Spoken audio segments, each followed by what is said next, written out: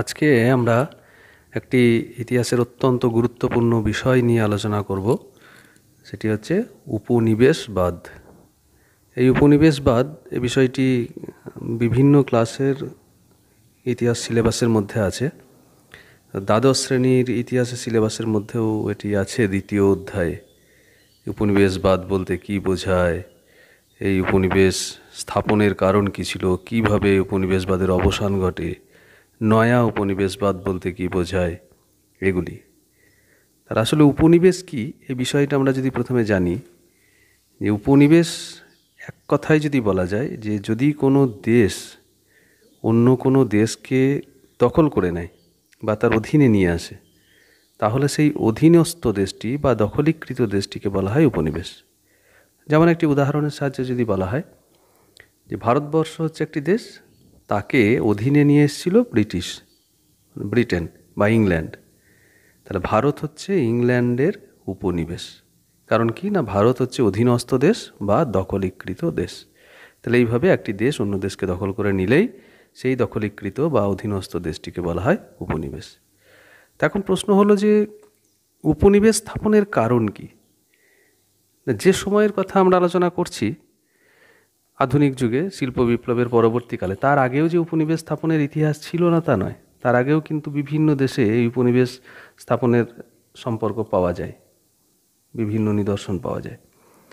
তো আমরা যদি এই জায়গাটাকেই আলোচনা করি যে এই অষ্টাদশ শতকে শিল্প বিপ্লব এবং শিল্প বিপ্লবের ফলে যে উপনিবেশের জন্ম, তো এই উপনিবেশের জন্মের পিছনে বেশ কিছু কারণ ছিল। এই কারণগুলির মধ্যে একটি হচ্ছে যে শিল্প বিপ্লব যখন হলো, শিল্প বিপ্লব হওয়ার ফলে কি হলো না, প্রচুর পণ্য সামগ্রী উৎপাদন হতে শুরু করলো। তাহলে এই যে উদ্বৃত্ত পণ্য, যা তার দেশের চাহিদার থেকে অধিক, সেই পণ্যগুলিকে বিক্রি করার জন্য একটি বাজারের দরকার হলো, একটি বা অনেক বা বিশাল বাজারের প্রয়োজন হলো। তাহলে এই বাজারটা নিজের দেশের বাইরে বিক্রি করতে হবে। কোথায় করতে হবে না, সেই জায়গাগুলোকে তাহলে দখল করে রাখতে হবে একচেটিয়া বাজার কারবার করতে গেলে সেই জায়গাগুলো বিক্রি করার জন্য। এছাড়া যেটা ছিল সেটা হচ্ছে যে শিল্পের উৎপাদনের জন্য প্রয়োজন কাঁচামাল। তা সস্তায় যদি কোথাও কাঁচামাল পাওয়া যায়, সস্তায় কাঁচামাল পেতে গেলেও কোনো ভূখণ্ডকে দখল করে রাখার প্রয়োজন ছিল। তাহলে উৎপাদিত পণ্য সামগ্রী, উদ্বৃত্ত পণ্য সামগ্রী বিক্রির বাজার, সস্তায় কাঁচামাল, তারপর হচ্ছে এই যে বিপুল ব্যবসা। শিল্প বিপ্লবের ফলে যারা শিল্প কলকারখানার মালিক, তারা যে বিপুল পরিমাণে ব্যবসা তাদের গড়ে উঠল, তো সেই ব্যবসার ফলে মূলধন ধীরে ধীরে ধীরে ধীরে বেড়ে যাচ্ছিল। তো এই উদ্বৃত্ত যে মূলধন, যে ক্যাপিটাল, সেটাকেও আবার খাটিয়ে আরও লাভের আকাঙ্ক্ষা জেগে উঠেছিল। তাই উদ্বৃত্ত মূলধন বিনিয়োগের জন্যও কিন্তু নতুন নতুন ভূখণ্ডের প্রয়োজন হয়েছিল। তারপর হচ্ছে যে সামরিক শক্তি, মানে এমন তো নয় যে একটি দেশেই শিল্প বিপ্লব হয়েছে, অন্য গোটা বিশ্বে তার জন্য খোলা বাজার, সেরকম নয়।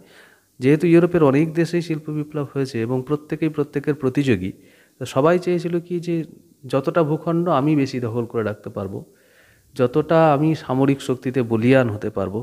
তো এই সামরিক শক্তি বৃদ্ধির চেষ্টা, সেটাও কিন্তু উপনিবেশ স্থাপনের একটা কারণ। পুঁজিবাদের যে প্রসার ঘটেছিল, পুঁজিবাদী অর্থনীতি, তার ফলে কী হয়েছিল না, মুনাফার পাহাড় জমেছিল। সেটাও কিন্তু একটি উপনিবেশ স্থাপনের কারণ। তো এই যে উপনিবেশগুলো স্থাপিত হলো, এই উপনিবেশ স্থাপন হওয়ার ফলে যে জায়গাগুলিতে উপনিবেশ স্থাপন হলো, সেইখানে যা যা কুফল দেখা দিল, সেটা হচ্ছে যে সেই উপনিবেশগুলিতে নির্মম শোষণ চলল, উপনিবেশগুলিতে নির্যাতন চলল। তারপর হচ্ছে উপনিবেশের যে অর্থনীতি, সেই অর্থনীতিকে নিয়ন্ত্রণ করার মধ্যে দিয়ে সেই দেশের অর্থনীতি পুরো ভগ্নপ্রায় হয়ে পড়ল, যেটিকে ভারতবর্ষের একটি খুব থিওরি দিয়ে বলা হয় যে ড্রেনেজ অফ ওয়েলথ, সম্পদের নির্গমন তত্ত্ব। তারপর সেই দেশের মানে উপনিবেশের সরকারকে নিয়ন্ত্রণ করার চেষ্টা হলো। এগুলো যে সব উপনিবেশ স্থাপনের কুফল। এই উপনিবেশ কিভাবে এর অবসান হলো? আমরা জানি যে উপনিবেশিক শক্তির হাত থেকে আমাদের দেশই, যেমন যদি ধরি ভারতবর্ষ, মুক্তি পেয়েছিল 1947 সালে। তো এরকম যেখানে যেখানে উপনিবেশ স্থাপন হয়েছে, মোটামুটি দ্বিতীয় বিশ্বযুদ্ধের পরবর্তীকালে আমরা দেখেছি যে এই উপনিবেশবাদের কিন্তু অবসান হয়ে যাচ্ছে।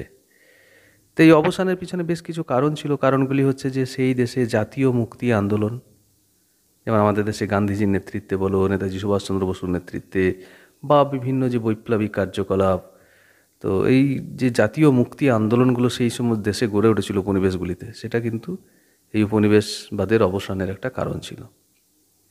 সেই উপনিবেশগুলিতে জাতীয়তাবাদী চেতনা গড়ে উঠেছিল মানুষের মধ্যে। তারপর হচ্ছে যে বিশ্বযুদ্ধের যে ক্ষতিকর প্রভাব, বিশ্বযুদ্ধ তো হচ্ছে যে কয়েকটি গোটা কয়েকটি জোটে বিভক্ত, দুটি জোটে বিভক্ত হয়ে গেছিল। তো সেখানেও কিন্তু এই উপনিবেশবাদ এই যুদ্ধের কারণ ছিল। তাই উপনিবেশ স্থাপন করতে গিয়ে যে যুদ্ধ, সেই যুদ্ধ মানব জাতিকে যে ধ্বংসের দিকে নিয়ে যেতে পারে, এই ক্ষতিকর প্রভাব থেকেও কিন্তু উপনিবেশগুলোকে মুক্তি দেওয়ার দাবি ওঠে বিশ্ব জনগণের কাছ থেকে। এছাড়া দ্বিতীয় বিশ্বযুদ্ধের পরে দুটি শক্তিধর দেশ মার্কিন যুক্তরাষ্ট্র এবং সোভিয়েত ইউনিয়ন, একদিকে ধনতান্ত্রিক জোট মার্কিন যুক্তরাষ্ট্রের নেতৃত্বে, আর একটা হচ্ছে সোভিয়েত ইউনিয়নের নেতৃত্বে সমাজতান্ত্রিক জোট। তো এই দুই জোটের উত্থান বা দুই দেশের উত্থান, তারা কিন্তু ওই উপনিবেশগুলির যে অবসান, সেই অবসানের পক্ষে জোরালো সওয়াল করেছিল এবং তাদের খুব গুরুত্বপূর্ণ ভূমিকা ছিল। তাছাড়া দ্বিতীয় বিশ্বযুদ্ধের পরে যে সম্মিলিত জাতিপুঞ্জ প্রতিষ্ঠা হয়েছে, ইউনাইটেড নেশনস অর্গানাইজেশন, সেই সম্মিলিত জাতিপুঞ্জও কিন্তু এই উপনিবেশবাদের অবসানের জন্য গুরুত্বপূর্ণ ভূমিকা পালন করেছে। তাহলে এইভাবে শিল্প বিপ্লবের পরবর্তীকালে উদ্বৃত্ত পুঁজি বিনিয়োগ, কাঁচামাল আহরণ, উদ্বৃত্ত পণ্য বিক্রি, সামরিক শক্তিতে বলীয়ান হওয়া, পুঁজিবাদের উত্থান, এই সমস্ত কারণের জন্য উপনিবেশবাদের জন্ম হয়েছিল। এবং এই উপনিবেশবাদের কুফল হচ্ছে শোষণ, নির্যাতন, তারপর অর্থনীতিকে নিয়ন্ত্রণ, সরকারকে নিয়ন্ত্রণ, আর এই সমস্ত কিছুর অবসান ঘটল দ্বিতীয় বিশ্বযুদ্ধের পরবর্তীকালে। তো এগুলোর ওই অবসানের যে কারণগুলো আমরা পেলাম, সেটা হচ্ছে সেই সমস্ত উপনিবেশগুলিতে জাতীয় মুক্তি আন্দোলন, সেখানে জাতীয়তাবাদী চেতনার উত্থান, বিশ্বযুদ্ধের যে ক্ষতিকর প্রভাব, আর মার্কিন যুক্তরাষ্ট্র, সোভিয়েত রাশিয়ার তাদের উত্থান, আর সম্মিলিত জাতিপুঞ্জের ভূমিকা। এখন আর একটা পার্ট আছে এই উপনিবেশবাদ সম্পর্কে, যে উপনিবেশবাদের একটা রাজনৈতিক ভিত্তি ছিল। উপনিবেশবাদের রাজনৈতিক ভিত্তি কি? না, উপনিবেশবাদের মাধ্যমে রাজনৈতিক ক্ষমতা দখল, সেই ক্ষমতা দখলের একটা লড়াই শুরু হয়। যে উপনিবেশিক শক্তিগুলি যখন ধরো দুর্বল হয়ে পড়ে, দুর্বল রাষ্ট্রগুলিকে নিজেদের উপনিবেশে পরিণত করে, তখন তাদের যে মূল লক্ষ্য থাকে সেটা হচ্ছে কি না, সেখানকার রাজনৈতিক ক্ষমতা দখল করা, যেটা আমরা কুফলের মধ্যে পেয়েছি, যে রাজনীতিকে নিয়ন্ত্রণ করতে শুরু করে উপনিবেশ স্থাপনের মধ্যে দিয়ে। এবং এই রাজনৈতিক আধিপত্যের মধ্যে দিয়ে কিন্তু সামগ্রিক ক্ষেত্রে তারা একটা আধিপত্য স্থাপনের চেষ্টা চালায়। সামগ্রিক ক্ষেত্রে মানে সেই দেশের অর্থনীতির উপর আধিপত্য স্থাপন করে, সামরিক বাহিনীর উপর, সামাজিক ধর্মীয় নানান রীতিনীতির উপর আধিপত্য স্থাপন করার চেষ্টা করে। তারপর হচ্ছে যে এই ঔপনিবেশিক শক্তিগুলির মধ্যে পারস্পরিক সন্দেহ, বিরোধ, যেমন আমরা ভারতবর্ষে ইংরেজ ফরাসিদের নানান দ্বন্দ্ব দেখেছি। তো যে রাষ্ট্রে উপনিবেশিক এলাকা যত বড়, সেই রাষ্ট্রের মর্যাদা এবং ক্ষমতা তত বেশি। তো সেই রকম বড় বড় রাষ্ট্রগুলিকে দখল করার জন্য কিন্তু তারা সেজন্য মরিয়া হয়ে ওঠে। তো উপনিবেশ প্রতিষ্ঠার মাধ্যমে ইউরোপের বিভিন্ন দেশ তারা জাতীয় এবং আন্তর্জাতিক ক্ষেত্রে নিজেদের যে সম্মান, প্রতিপত্তি, ক্ষমতা, এই বৃদ্ধির চেষ্টা চালায়। আর একচেটিয়া বাণিজ্যের উপর আধিপত্য স্থাপন, এই আধিপত্য প্রতিষ্ঠার উদ্দেশ্যেও উপনিবেশিক শক্তি তারা পিছিয়ে পড়া দেশগুলিতে উপনিবেশ স্থাপন করেছিল এবং সেখানে তারা অর্থনৈতিক শোষণ চালিয়েছিল। এটা ছিল মূলত উপনিবেশবাদের রাজনৈতিক ভিত্তি, মানে রাজনৈতিক ক্ষমতা দখলকে কেন্দ্র করে রাজনৈতিক ক্ষমতাটাকে কুক্ষিগত করার মাধ্যমে তারা এই বিভিন্ন সমাজ, সংস্কৃতি, ধর্ম, অর্থনীতি সব কিছুর উপরেই কিন্তু একটি আধিপত্য স্থাপনের প্রচেষ্টা চালিয়েছে।